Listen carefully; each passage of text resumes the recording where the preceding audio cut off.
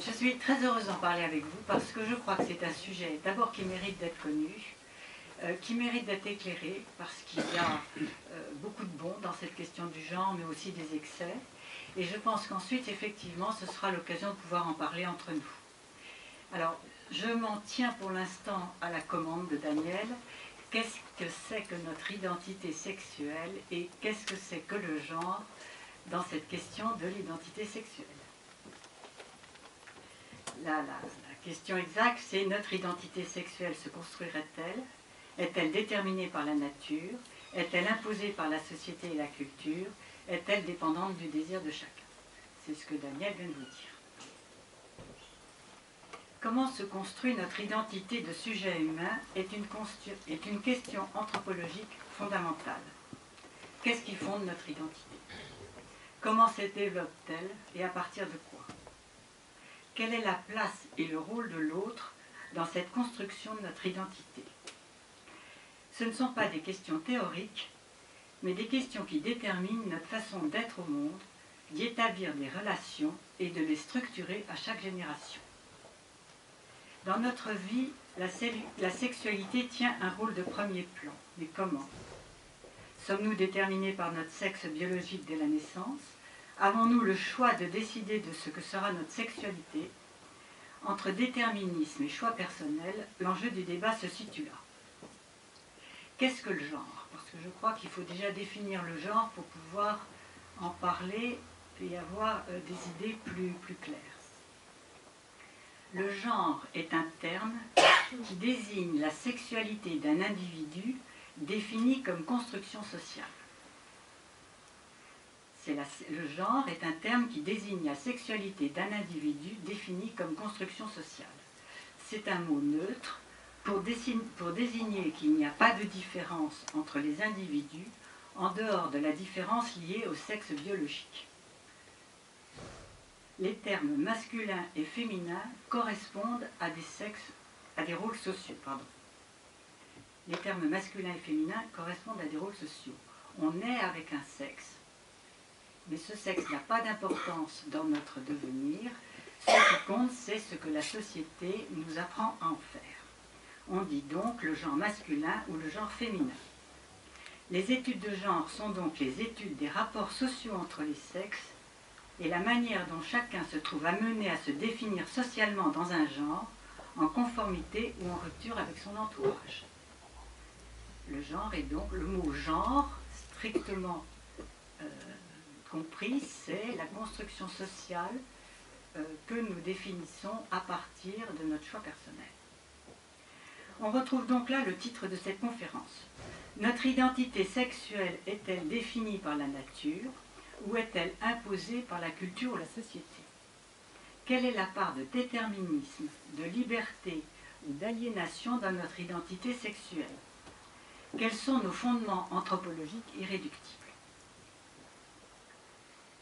Pour comprendre comment la société en est arrivée à se poser de questions de façon aussi radicale sur la construction de notre identité sexuelle, il faut resituer cette question du genre dans l'évolution du féminisme depuis la dernière guerre mondiale. À ce moment-là, la place traditionnelle des femmes dans la société évolue. L'égalité entre les hommes et les femmes, ce qu'on appelle la parité homme-femme, va progressivement se mettre en place et devenir un facteur déterminant dans l'évolution de la société. 1946, c'est le droit de vote donné aux femmes. 1950, c'est le droit pour elles d'avoir un chéquier personnel à leur nom et d'accéder à leur autonomie financière. L'accès progressif, c'est récent, l'accès progressif aux diplômes, même les plus prestigieux, vont leur permettre leur insertion dans la vie professionnelle. À cela participe un élément majeur favorisant leur autonomie, c'est la découverte de la contraception qui va leur donner la responsabilité de leur corps et de leur fécondité. Toutes ces avancées qui concernent directement la place, vous m'entendez? Qui concernent directement la place et la dignité des femmes sont bonnes et utiles. Elles concourent à l'égalité homme-femme sans que la différence des sexes soit remise en question comme donnée de base structurante. L'identité dans la différence sexuelle. C'est Simone de Beauvoir qui va lancer le débat. On va essayer avec l'autre. Comme ça. C'est Simone de Beauvoir qui va lancer le débat avec sa phrase devenue emblématique des mouvements de revendication qui vont suivre. On ne naît pas femme, on le devient, en 1950. Elle entendait par là que devenir femme était essentiellement le résultat d'une éducation basée sur une oppression sociale à l'égard des femmes, vivant à les laisser infantiles et dépendantes des hommes. La société était organisée sur ce plan pour maintenir les femmes dans des positions de soumission qui permettaient aux hommes de conserver des positions machistes et surtout d'assurer leur mainmise sur la fécondité et la filiation. À partir de là, à partir de cette question du genre abordée par Simone de Beauvoir, on ne naît pas femme, on le devient, et la femme est assignée à un rôle dans la société que les hommes lui imposent, pour maîtriser la fécondité et la filiation, à partir de ce moment-là, la place de l'enfant comme fruit de l'amour d'un homme et d'une femme unis dans le respect mutuel et la communion de vie, est remplacée par une conception de l'enfant otage d'une oppression des hommes sur les femmes, dans la lignée de pensée marxiste où les relations hommes-femmes sont le premier lieu de la lutte des classes. C'est une position qui à l'époque n'était pas dénuée de fondement et qui était un courant d'opinion certes provoquant, mais en partie justifié.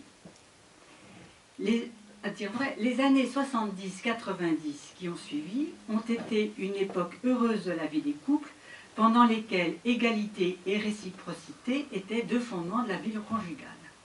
Il y a eu un âge d'or de la vie des couples, c'était l'égalité entre hommes et femmes, la réciprocité. Il y a toujours eu des crises dans les couples, mais c'était quelque chose où les couples avaient un type de relation très basé sur l'égalité et la réciprocité qui était heureux. À partir des années 90, on rentre dans une autre dimension de la question du genre. Vous comprenez bien que la question du genre, elle apparaît après la guerre dans l'égalité homme-femme, hein, mais surtout, elle apparaît avec Simone de Beauvoir dans les années 50, qui est le genre qu'on va définir à partir de son sexe de naissance, hein, le sexe de naissance n'est pas remis en question, à partir de son sexe de naissance dépend en grande partie de l'oppression sociale et il faut se libérer de cette oppression sociale. C'est la question du genre, hein, c'est la question du féminisme de parité, c'est la question de l'égalité. À partir des années 90, on rentre dans une autre dimension de la question du genre, celle de l'équivalence entre les sexes. Les revendications se sont déplacées de l'égalité entre les sexes à l'équivalence, sans différence spécifique de nature entre les hommes et les femmes. Dans cette évolution de la pensée féministe, les distinctions sont les conséquences des poids culturels. Notre sexe de naissance est sans influence déterminante sur ce que nous devenons. Les hommes et les femmes ne sont plus seulement égaux, mais équivalents les uns aux autres. Les femmes doivent s'affranchir de l'aliénation dans laquelle elles étaient enfermées depuis la nuit des temps. Leur identité sexuelle doit revenir le résultat d'un choix personnel en fonction de leur goût et de leurs préférences. C'est chacune qui décide de la manière dont elle va vivre son identité sexuelle. En 1995, avec Judith Butler, un nouveau pas est franchi. L'identité sexuelle est entièrement une construction sociale. Être homme ou être femme, c'est sortir de ce carcan et se définir soi-même. On rentre là dans ce qui a été appelé l'autofondation ou l'autodétermination de soi. Être homme ou être femme, c'est se choisir un rôle masculin ou un rôle féminin. Ce n'est plus l'équivalence entre les hommes et les femmes qui est revendiquée, mais pour chaque individu, la libre détermination de son genre en fonction de l'orientation sexuelle qu'il se choisit, et cela quel que soit son sexe de naissance. C'est clair ou pas? Vous voulez que je le redise? C'est très intéressant de voir les photos de Judith Butler, qui est la grande prêtresse de cette théorie du genre. Vous voyez bien comment on passe de la question du genre, qui est une question où se pose effectivement comment se définit, comment une femme va se définir dans la société, va prendre en charge son rôle masculin à partir de son sexe de naissance, et comment un homme va prendre son rôle masculin à partir de son sexe de naissance.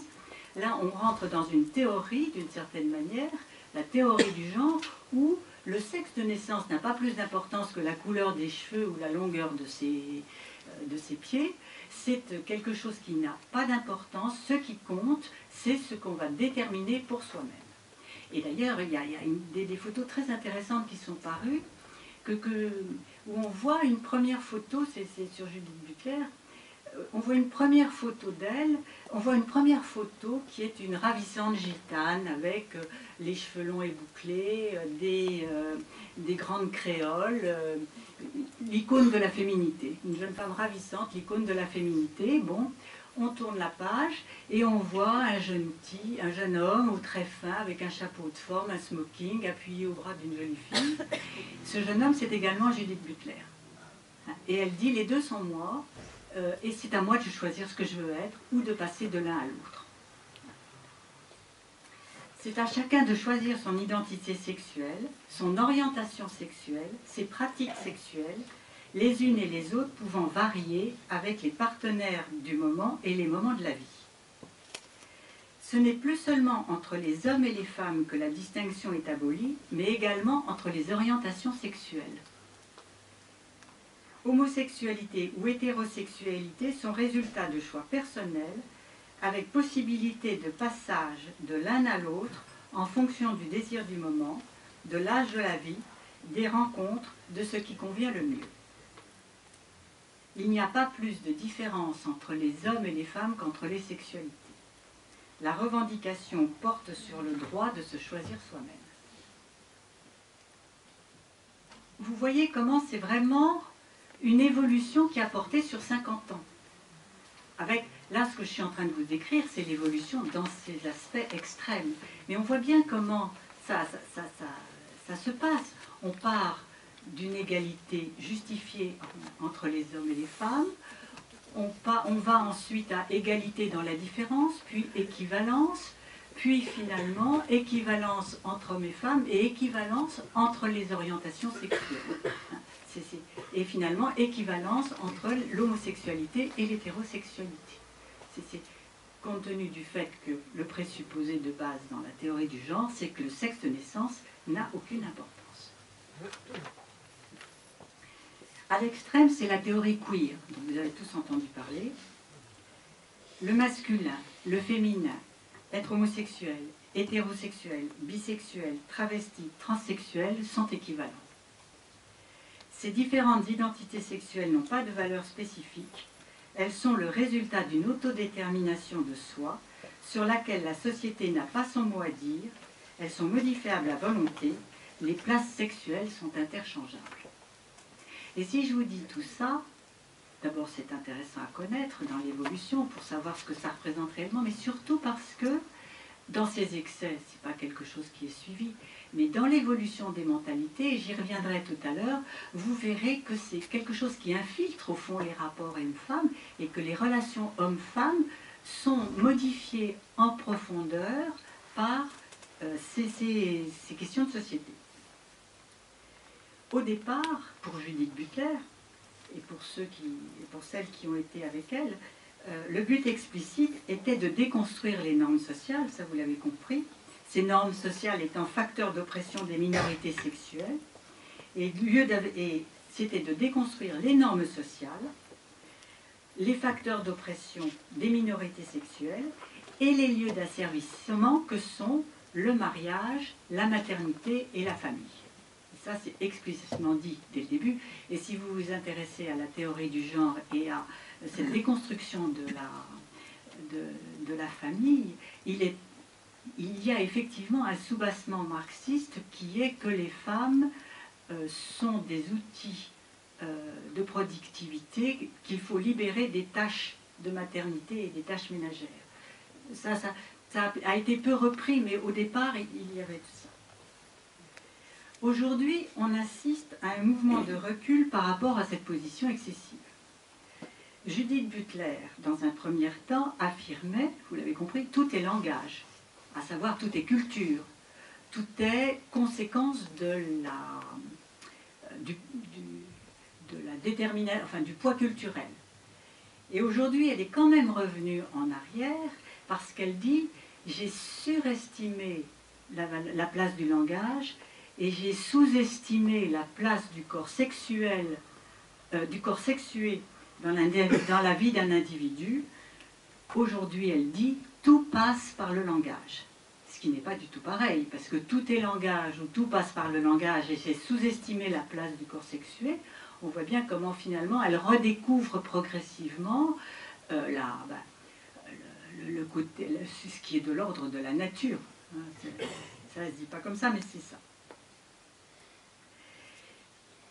Ces différentes évolutions de la question du genre nous amènent à nous reposer la question de ce qui fonde notre identité.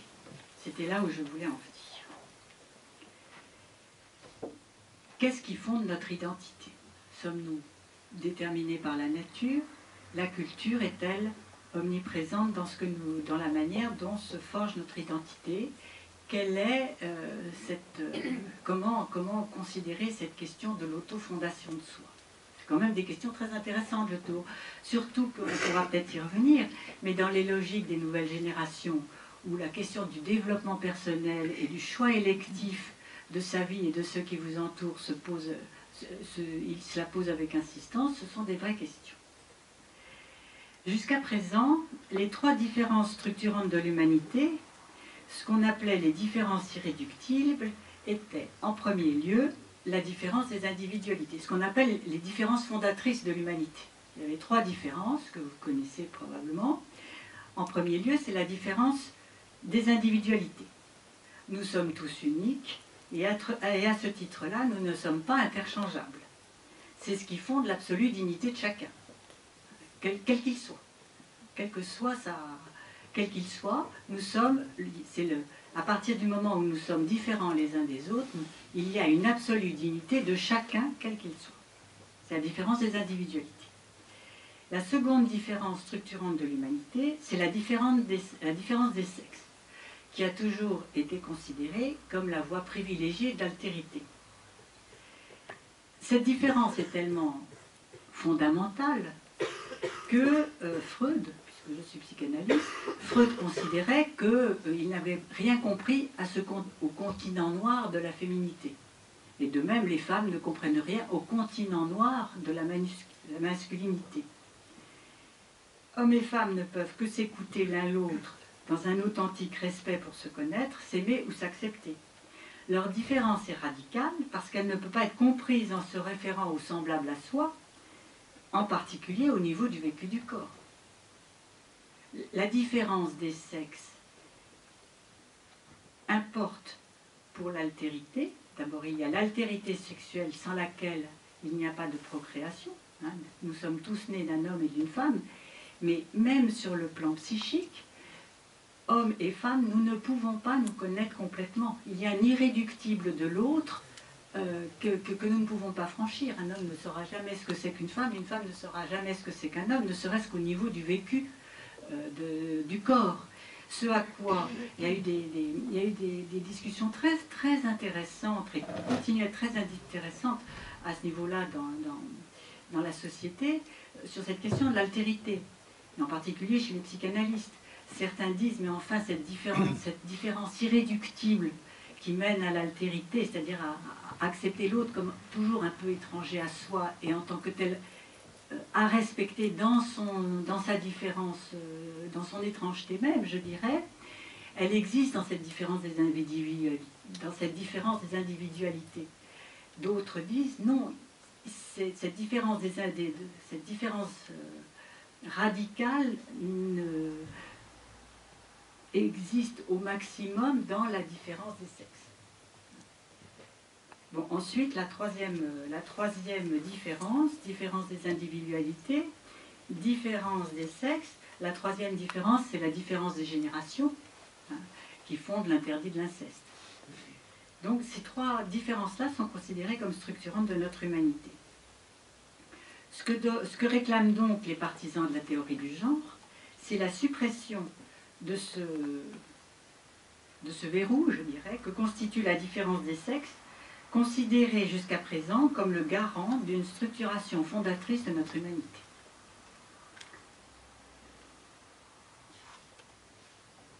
Donc ça, c'était le premier point qui était qu'est-ce qui fonde notre identité? Les trois différences structurantes de l'humanité continuent-elles à être pertinentes ou pas? En particulier la différence des sexes. Le second point, c'est la question de la place de l'autre dans la construction de notre identité et dans notre vie amoureuse et relationnelle. Il est impossible d'accepter ou d'admettre que l'autre soit considéré comme un ustensile à disposition pour permettre à chacun de découvrir ce qui lui convient le mieux dans cette quête auto-érotique de soi-même. Je m'explique. L'autre est interlocuteur, compagnon, mais jamais réduit à une fonction.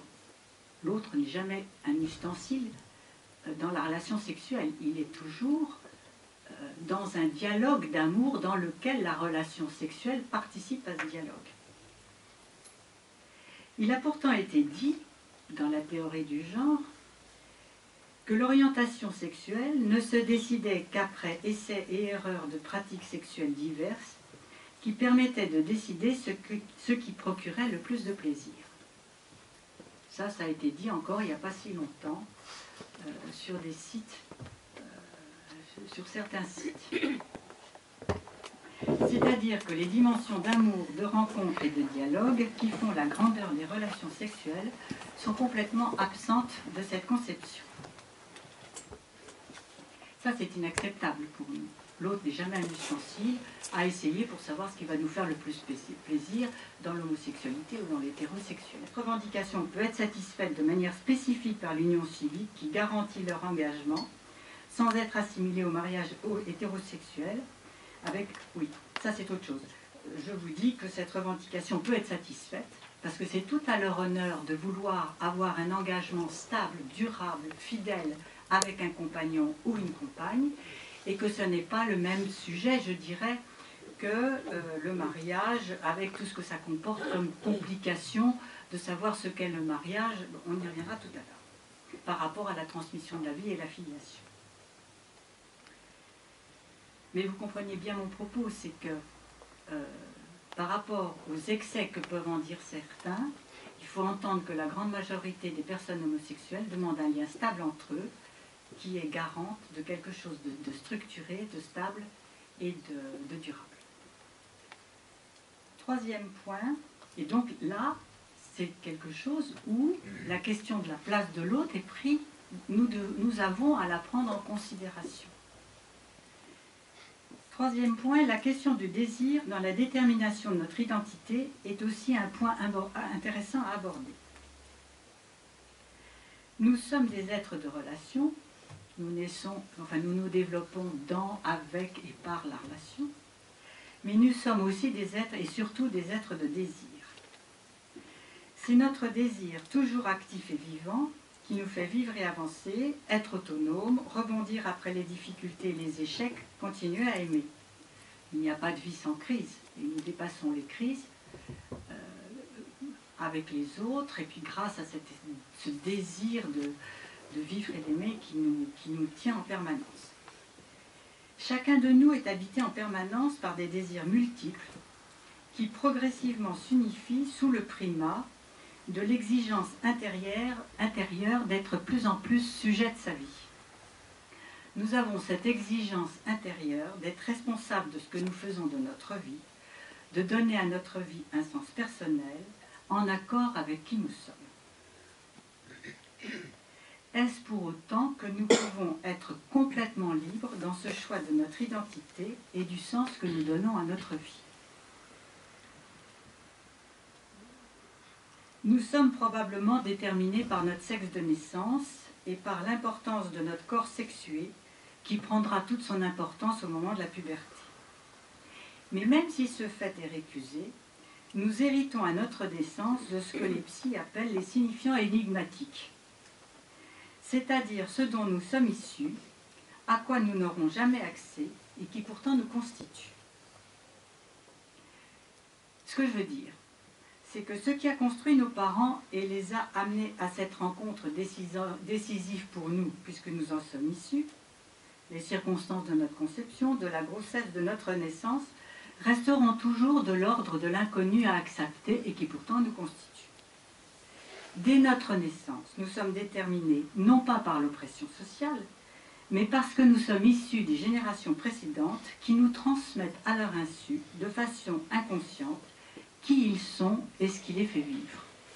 Donc il ne s'agit pas, ce que je veux dire, c'est que l'autodétermination de soi, l'autofondation de soi, ne peut pas être un acte de liberté, c'est impossible. Nous sommes forcément déterminés, à mon sens, par notre sexe de naissance, mais même si ça c'est récusé, par tout ce dont nous héritons et que nos parents nous transmettent à leur insu. La manière même dont nous avons été bercés, langés, pris dans les bras, dont nous avons été considérés, dont on nous a mis à notre place dans une famille, dans une génération, dans une transmission. Ce sont des choses qui nous constituent, qui font notre différence irréductible aussi, et qui orientent forcément notre identité, la manière dont nous nous construirons ensemble. De manière un peu radicale, nous pouvons dire que nous sommes libres dans la mesure où nous acceptons ce qui nous détermine ou nous limite. Le concept d'autodétermination de soi ou d'autofondation fait l'impasse sur les impondérables de notre vie. Comme le disait Denis Vasse, nous ne sommes pas responsables de ce dont nous héritons, nous sommes responsables de ce que nous en faisons. À notre charge donc de faire évoluer cet héritage, mais sans pour autant vouloir nier les limites qui font partie de ce qui nous constitue.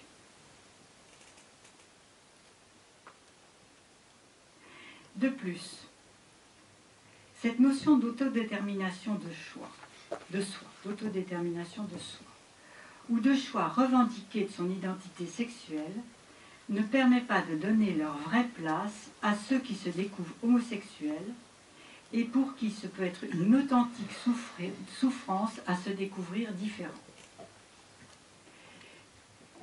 La découverte à l'adolescence de son homosexualité comme orientation sexuelle irréductible peut engendrer un tel désarroi ou même un tel désespoir que toutes les études confirment qu'il y a un taux de tentative de suicide nettement plus important chez ces jeunes-là. Il y a nécessité à accompagner ces jeunes et à les respecter. Je pense que dire que tout est choix, c'est faire l'impasse sur ce que peut être la souffrance d'un jeune qui se découvre dans une sexualité différente de celle de ses copains. Et je dois dire qu'il y a un reportage à la télévision qui m'a beaucoup émue, qui était un reportage d'Yves Saint-Laurent, dont on montrait en particulier certains tableaux, certaines peintures, certaines robes. C'était une rétrospective sur le grand artiste qu'il a été. C'était vraiment remarquable.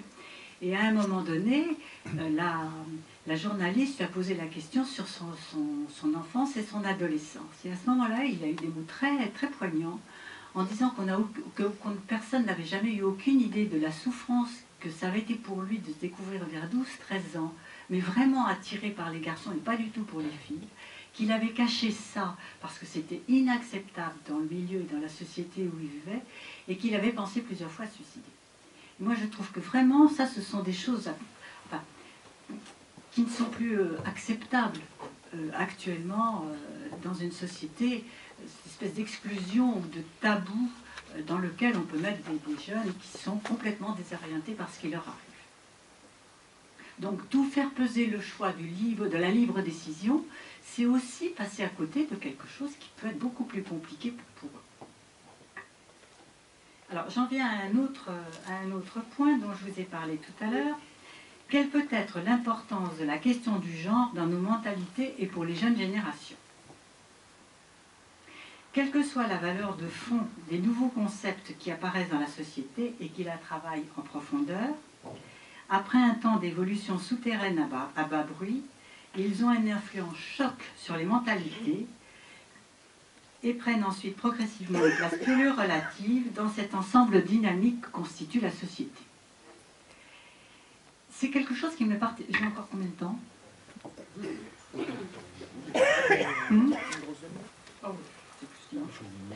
J'ai été particulièrement frappée de ça, et ça m'a particulièrement sauté aux yeux à propos des mères porteuses.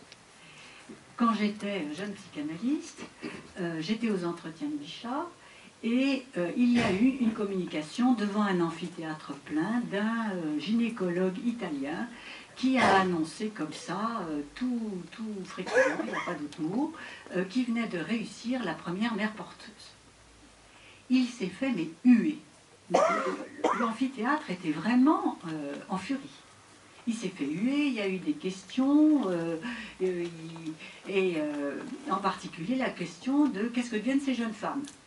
Et il a répondu de cette manière superbe, entre guillemets. Il a dit, mais ce sont des jeunes femmes infantiles, quand on leur enlève leur bébé, c'est comme si on leur enlevait un objet précieux, il faut leur donner quelque chose en échange, il faut soit leur faire un cadeau, soit les payer un peu. Mais la salle était indignée. Hein. Et puis, ça a fait, je me rappelle de cette espèce de chahut, de charivari, d'insultes, etc. Il a dit, mais vous savez, on n'empêchera jamais un chercheur de chercher. Et puis, on n'en a plus entendu parler pendant 50 ans.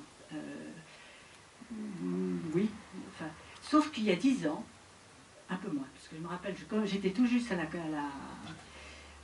conférence des évêques, Libération a fait un gros titre disant « Les mères porteuses sont là ».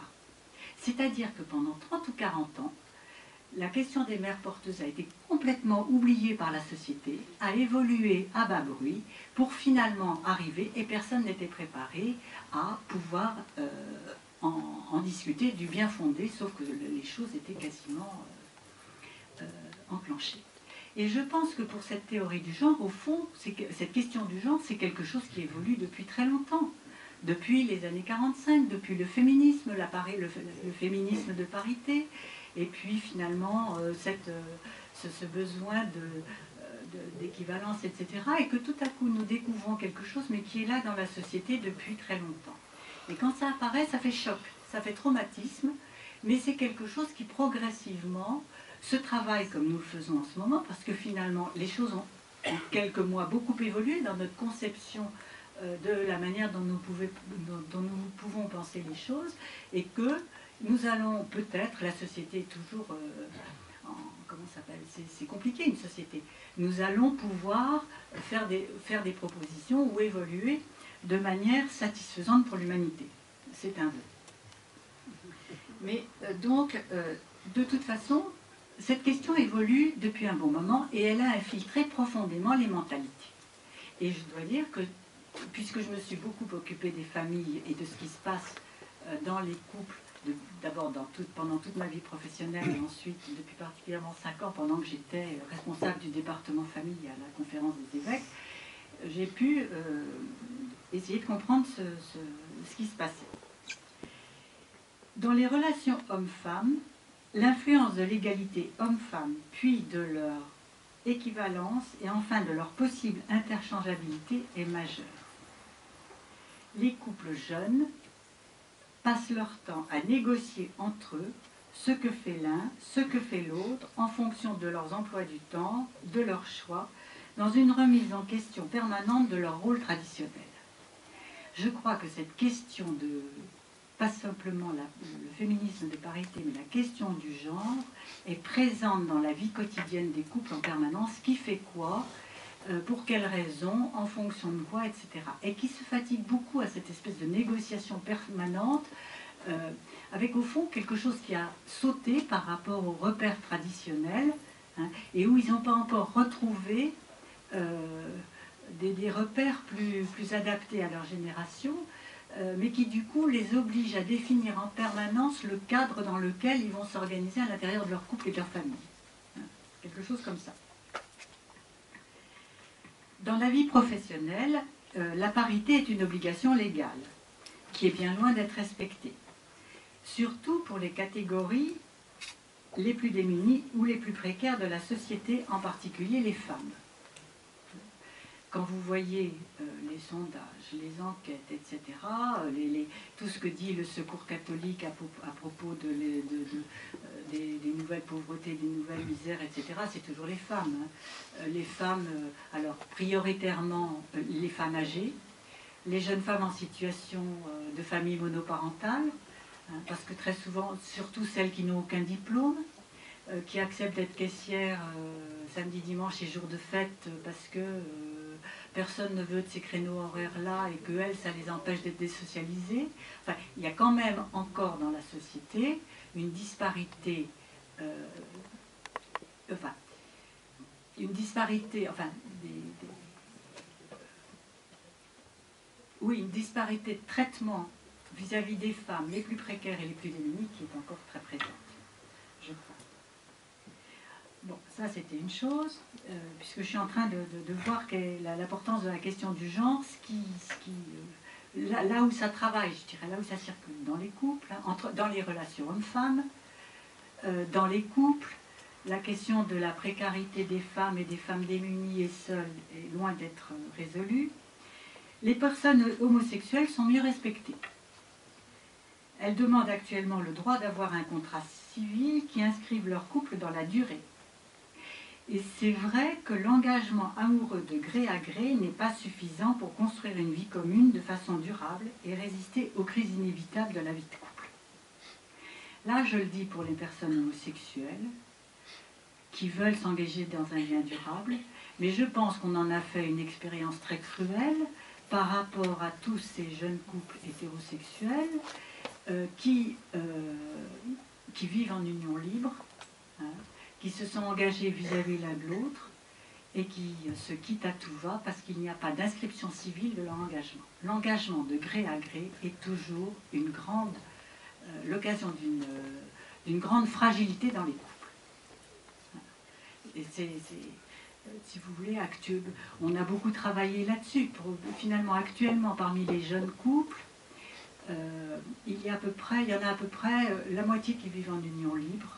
Enfin, ils vivent tous, 99%, ils vivent tous ensemble au début de leur rencontre. Disons les choses comme ça. Parmi ces 99% qui vivent ensemble un certain temps, le premier engagement, c'est d'habiter ensemble, quitte à acheter l'appartement, puis d'avoir un enfant, et enfin de se marier.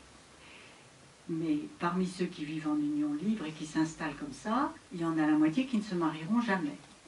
Et on est toujours à se préoccuper du nombre de divorces, mais on ne se préoccupe pas plus que ça de ceux qui sont en union libre et qui se séparent de gré à gré parce qu'ils leur engagement tient au gré à gré, et qui, eux, ne résistent pas aux crises.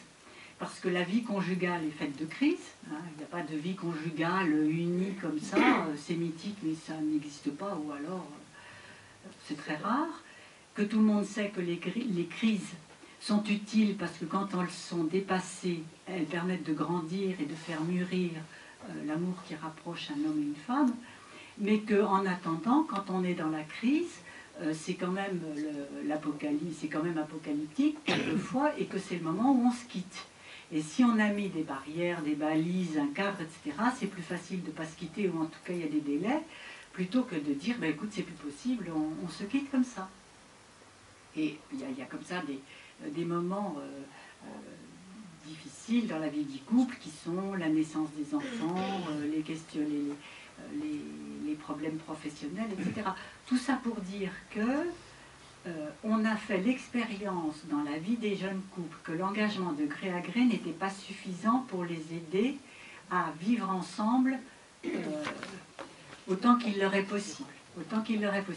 Et que donc il n'y a pas de raison de refuser aux personnes homosexuelles qui veulent s'établir en couple de leur proposer le même engagement civique pour échapper à cette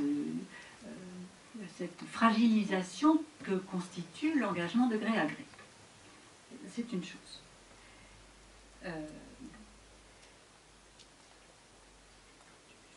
Donc, vous comprenez bien que je parle toujours pas du mariage pour tous. Hein. Je parle de quelque chose qui pourrait être autre, qui serait une union civique et sociale. J'ai laissé délibérément la question du mariage. Mais que leur revendication d'un engagement civique soit justifiée, c'est ma position. Pour les raisons que je viens de dire. Aujourd'hui, l'accent est mis à juste titre sur la nécessité de veiller au respect absolu de la dignité de chacun. Ça, c'est la base de notre humanité et c'est surtout la base de l'Évangile. C'est vraiment l'absolue dignité de chacun. La manière dont nous nous traitons nous-mêmes et la manière dont nous traitons l'autre doit faire l'objet d'une réelle vigilance. Je ne m'étends pas sur tout ce que j'ai dit tout à l'heure sur l'impératif du développement personnel aujourd'hui, mais c'est vrai que pour nous chrétiens, tu aimeras l'autre comme toi-même ou tu t'aimeras toi-même comme l'autre. Enfin, soi et l'autre sont des impératifs de se traiter bien, je dirais, de se respecter. Le respect de l'autre, le respect de soi et le respect du bien commun ne s'articulent plus tout à fait de la même manière. Ce sont les trois piliers de notre vivre ensemble. Le respect de soi, respect de l'autre, respect du bien commun. Aujourd'hui, ils ne s'articulent plus tout à fait de la même manière qu'autrefois. Autrefois, le prioritaire, c'était le respect du bien commun, puis le respect de l'autre, et enfin le respect de soi, qui était souvent vécu sur le mode du dévouement et du sacrificiel. Aujourd'hui, il y a quelque chose qui s'est profondément modifié, qui est respect de soi, respect du bien commun, respect de l'autre. Bon, enfin, suivant les époques, ce que je veux vous dire, c'est que ça s'articule différemment. Mais de toute façon, ça a partie liée. Et ça a partie liée où, en permanence, on doit tenir les trois, le respect de soi, le respect de l'autre et le respect du bien commun. Mais le respect du bien commun n'est pas identique à la somme du respect des individualités. C'est d'un autre ordre, le respect du bien commun. Le respect du bien commun, je dirais presque que ça fait partie des transcendants. Ça peut être un transcendant laïque. C'est quelque chose qui nous réunit et en même temps nous dépasse. Dans la question du genre et du mariage qui sont actuelles, la question du respect des personnes n'est pas identique à la question des structures bonnes pour la société. C'est toute la question de définir ce qui relève du bien commun. Pour nous, éducateurs, je passe à une autre... Tout à l'heure, je disais, mais quelle peut être l'importance de la question du genre dans les mentalités, dans nos mentalités pour les jeunes générations, pour montrer comment cette question du genre nous travaillait en permanence pour certains points, mais on pourrait en trouver bien d'autres. Pour nous, éducateurs, un autre point, pour nous, éducateurs, cette question du genre nous amène à être attentifs à ce que nous proposons aux jeunes. La mixité. La mixité comporte des avantages et des inconvénients pour les jeunes. Je m'étais occupée à un moment donné de faire un travail sur la mixité scolaire en partant du rapport que le Sénat avait fait sur cette question. Alors ce qui ressort, c'est que la mixité scolaire, les jeunes y sont très attachés, ils ne veulent pour rien au monde y renoncer et ils s'en plaignent tout le temps. En particulier dans les années collège, où les garçons paraissent insupportables aux filles et les filles demandent à être entre elles. Et donc, l'éducation nationale et l'enseignement libre sont en train d'évoluer sur ce plan. Ah oui, ils y sont très attachés, ils ne veulent pas y renoncer, mais ils demandent à ce qu'elle soit aménagée. Et ils demandent à ce qu'elle soit aménagée. Pourquoi? Parce qu'ils considèrent qu'il y a telle différence entre les garçons et les filles entre eux, à partir de la puberté, qu'ils ont besoin d'espace où se retrouver entre eux par sexe, ce qui est extraordinaire. Et pour les groupes mixtes, apparaît de plus en plus la nécessité d'avoir des temps de réunion séparés pour les jeunes femmes et pour les jeunes gens, pendant lesquels ils se parlent plus librement. Ça, c'est quelque chose que j'ai beaucoup expérimenté, qui est la préparation au mariage. Où la préparation au mariage, il y a eu l'époque bénie où on les réunissait ensemble et puis on faisait des préparations au mariage, les couples ensemble. Et on s'est aperçu que finalement il y avait beaucoup de choses qui n'étaient pas dites et beaucoup d'interrogations ou d'incertitudes ou d'anxiété ou simplement de curiosité qui n'étaient pas dites parce qu'ils étaient ensemble.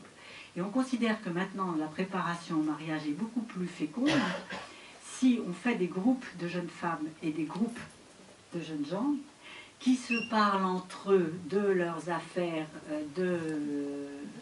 d'hommes ou de femmes, et après ça en grand groupe. Et il y en a beaucoup qui disent qu'ils n'ont jamais abordé ça avec leur futur conjoint ou avec leur future conjointe. Hein. Et après ça, en ayant parlé ensemble, ils peuvent le rapporter dans le grand groupe et établir une communication beaucoup plus authentique sur ce qui les travaille vraiment de l'intérieur, sur ce que sera leur conjugalité plus tard et quel sera leur rôle. C'est très intéressant de voir comment c'est finalement eux-mêmes qui initient la manière dont ils demandent à être reçus séparément. Cette notion d'interchangeabilité, en fait, ne résiste pas à l'expérience. C'est ça, c'est très intéressant. C'est finalement, quand il y a comme ça quelque chose qui émerge comme concept, comme notion, comme revendication, et puis de voir que dans le quotidien, ça résiste absolument. Alors, un point très important, qui est même, à mon avis, essentiel, c'est l'éducation relationnelle, sexuelle et affective des jeunes, qui est d'une importance essentielle, et cela dès le plus jeune âge. Cette éducation sexuelle et affective, on a rajouté relationnelle, parce que quand on dit sexuel et affectif, on inclut le relationnel. C'est mieux de le dire. Demande des adultes formés, ayant des capacités de discernement pour juger de la gradualité de ce qui va être proposé aux jeunes. On ne propose pas à des jeunes de troisième ce qu'on peut proposer à des secondes ou à des terminales. Ah bah bien sûr. Voir. Les associations familiales, et en particulier les AFC, sont très vigilantes sur cette question, puisque vous savez que les AFC viennent de gagner un conseil d'appel sur cette question de qui forme les jeunes à l'éducation sexuelle et affective, et en particulier à la lutte contre l'homophobie. C'est-à-dire que, en fait, le débat prend sa vraie mesure dans les années lycée, et comme je le disais tout à l'heure, il ne s'agit pas de moraliser, de dramatiser ou de banaliser, mais de former le jugement sur ce qui est bon pour l'unité de la personne tout entière, corps et esprit. Parce que c'est quelque chose qui me paraît très important, c'est que tout le monde sait maintenant qu'ils ont des relations sexuelles très tôt. On dit vers 17 ans. Mais en fait, c'est bien avant. Ils restent longtemps ensemble, ils rompent, etc. Bon, c'est pas le sujet de ce soir, mais c'est la manière dont ils se mettent en couple, les baby lovers, dont ils restent ensemble, est un sujet qui vraiment demande à être approfondi. Et on s'appelle, enfin moi dans ma pratique professionnelle et ce que j'ai pu en entendre, c'est que c'est un âge où leur corps est un outil à disposition. D'abord c'est proche des câlins, puis c'est un âge où le corps est un outil à disposition. Il ne fait pas encore partie de cette unité corps et esprit vers laquelle on tend plus tard, hein, dans ce que c'est que l'unité de la personne. Et que l'éducation sexuelle et affective est certainement un lieu important et utile où on peut leur faire saisir qu'on n'engage pas son corps comme ça sans que ça ait des conséquences sur l'unité, leur unité, leur vie psychique, leur unité ultérieure, etc. Parce que c'est quelque chose qui, après ça, ils vont retrouver dans leur vie de couple et qu'il faudra qu'ils unifient. Donc, il y a un autre point, et je terminerai là-dessus, c'est que, en fait, ce sont les éducateurs qui, d'abord, peuvent intervenir en amont, comme je viens de le dire, pour les éduquer. C'est vraiment une éducation. Mais surtout, ce sont eux qui peuvent témoigner que le masculin et le féminin sont certes dépendants dans leur développement et leur expression des sollicitations du milieu extérieur, mais que l'émergence féminine ou que l'émergence du masculin traduit deux manières différentes d'être au monde qui ne sont pas uniquement liées aux normes et aux contraintes éducatives. Les éducateurs, ils y sont constamment confrontés à cette émergence de la féminité, à cette émergence du masculin, à cette spécificité de l'un et l'autre sexe. Il n'en reste pas moins vrai que le genre, avec ses excès, est né à partir de la question des minorités injustement traitées, ce qui pour des chrétiens constitue toujours une alerte et une nécessité. Je vous remercie.